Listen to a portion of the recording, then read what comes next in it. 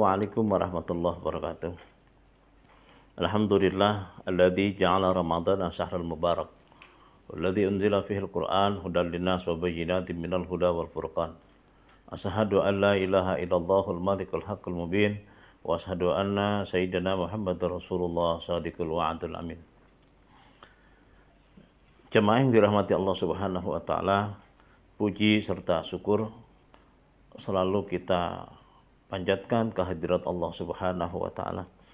Karena atas perkenannya, atas kuasa dan iradahnya, kita masih diberikan kesempatan untuk merasakan berbagai nikmat yang Allah berikan kepada kita. Nikmat sehat walafiat, terutama nikmat iman dan nikmat Islam. Dan bersyukur kita kepada Allah karena pada saat ini kita diberikan kesempatan untuk hadir di kemuliaan Ramadan tahun 1443 Hijriah.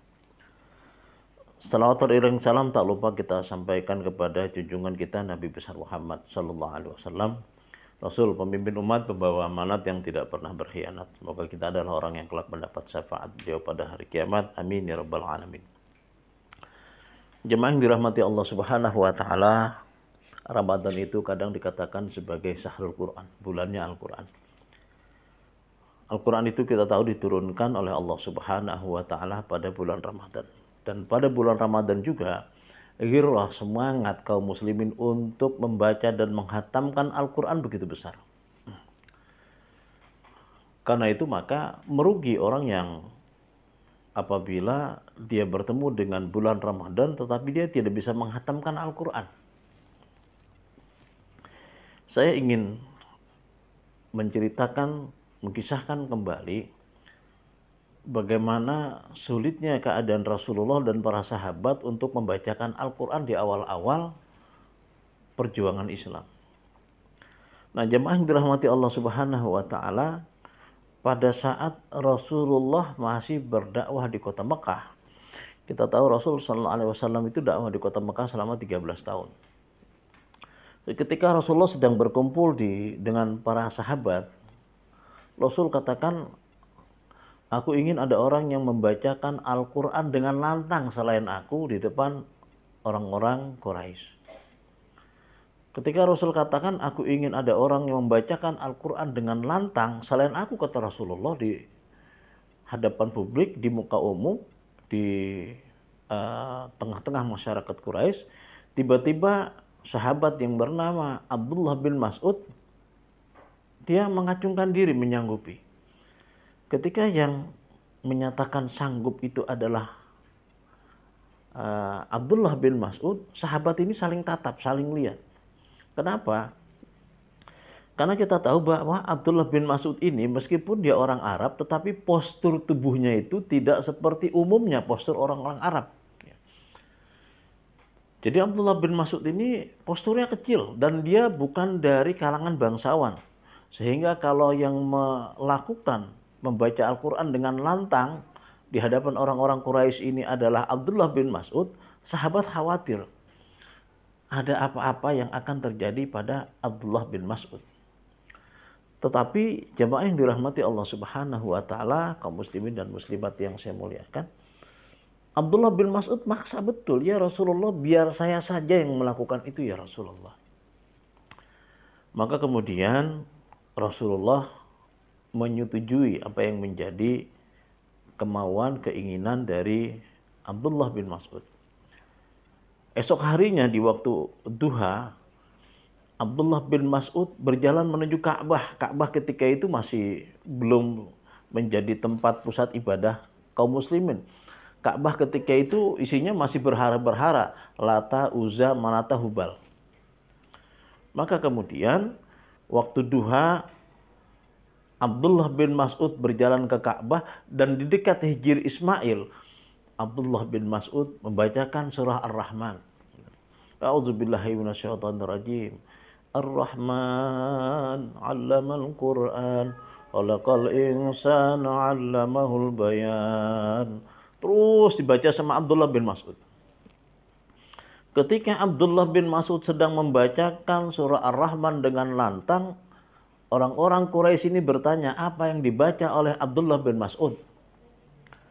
Maka kemudian diberitahu bahwa yang dibaca oleh Abdullah bin Mas'ud itu adalah apa yang dibawa oleh Muhammad.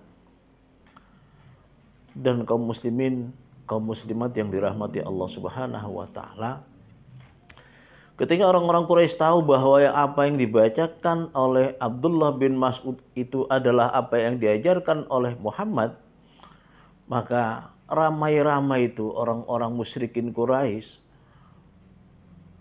dia menyiksa Abdullah bin Mas'ud. Abdullah bin Mas'ud babak belur. Dan dari mulut Abdullah bin Mas'ud mengeluarkan darah.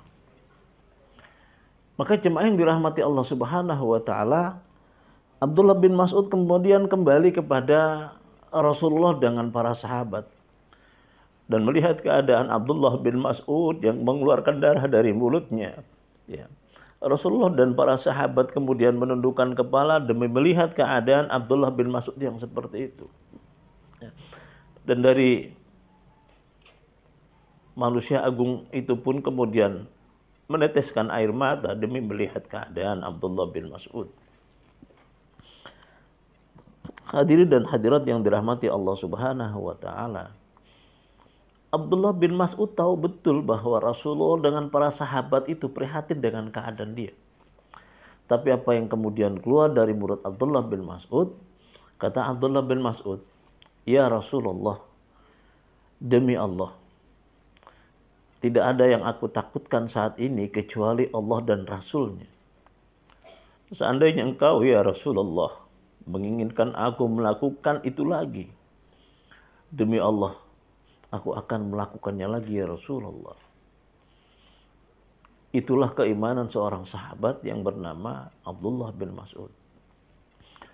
Meskipun mukanya babak belur, mulutnya itu mengeluarkan darah karena disiksa oleh musyrikin Quraisy karena membacakan Al-Quran dengan nantang di hadapan publik Quraisy. Tetapi sama sekali tidak mengurangi keimanan Abdullah bin Mas'ud. Nah, dari kisah singkat ini saya ingin mengingatkan kepada kita semua, kalau Abdullah bin Mas'ud dengan para sahabat Rasul ketika itu betapa susahnya untuk membacakan Quran dengan nantang di hadapan publik, di hadapan orang-orang Quraisy, maka alangkah ruginya, alangkah bodohnya kalau kita yang diberikan izin oleh Allah Subhanahu wa taala hadir di kemuliaan Ramadan ini, kemudian kita tidak bisa menghatamkan Al-Quran. Ya. Yakinlah bahwa orang-orang yang membiasakan membaca Al-Quran itu adalah orang-orang yang dirindukan oleh surganya Allah Subhanahu wa taala. Rasul sallallahu alaihi wasallam beliau bersabda, "Al-jannatu mustaqatun li arba'in nafar." Surga itu merindukan 4 golongan, 4 kelompok.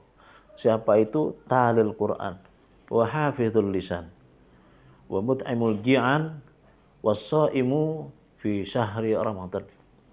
4 orang, 4 golongan, 4 kelompok yang dirindukan oleh surganya Allah Subhanahu wa taala itu adalah yang pertama talil Quran, orang yang biasa membaca Al-Quran. Kita tahu bahwa Rasul juga dalam hadis yang lain beliau bersabda, "Man qara'a harfan min kitabillah falahu bihi hasanatun wal hasanatu bi asri amsalihha la aqulu alif lam min harfun walakin alifun harfun wa lamun harfun wa mimun harfun." Barang siapa yang membaca satu huruf dari kitab Allah, dari Al-Quran, maka baginya satu hasanat. Wal hasanatu bi asri amsalihha, dan satu hasanat itu akan berlipat ganda menjadi 10. La aqulu, aku tidak katakan, kata Rasulullah, alif lam mim itu satu huruf. Walakin akan tetapi alifun harfun, wa lamun harfun, wa mimun harfun. Alif satu huruf, lam satu huruf, mim satu huruf. Kalau bismillahirrahmanirrahim saja sepakat ulama ada 19 huruf, maka kalau kita membaca Al-Quran yang 114 surah itu, ya, apalagi kita ulang-ulang di dalam sholat, betapa besar pahala yang kita dapatkan dari Allah Subhanahu wa taala. Maka jemaah yang dirahmati Allah Subhanahu wa taala, kalau kita diizinkan hadir di kemuliaan Ramadan tahun 1443 Hijriah ini, mari kita perbanyak bacaan Al-Quran kita, ya. Kalau kemarin-kemarin kita belum sanggup, belum punya waktu yang cukup untuk menghatamkan Al-Quran, yakinlah bahwa Al-Quran yang kita bacakan itu akan menjadi penolong kita nanti di hari kiamat. Ketika tidak ada penolong-penolong yang lain, ya, kecuali amal-amal kita, salah satunya adalah Al-Quran. Iqra'ul Quran fa innahu syafi'an li ashabihi yaumal qiyamah. Bacalah Al-Quran, sesungguhnya Al-Quran yang kita baca itu syafi'an, akan menjadi penolong.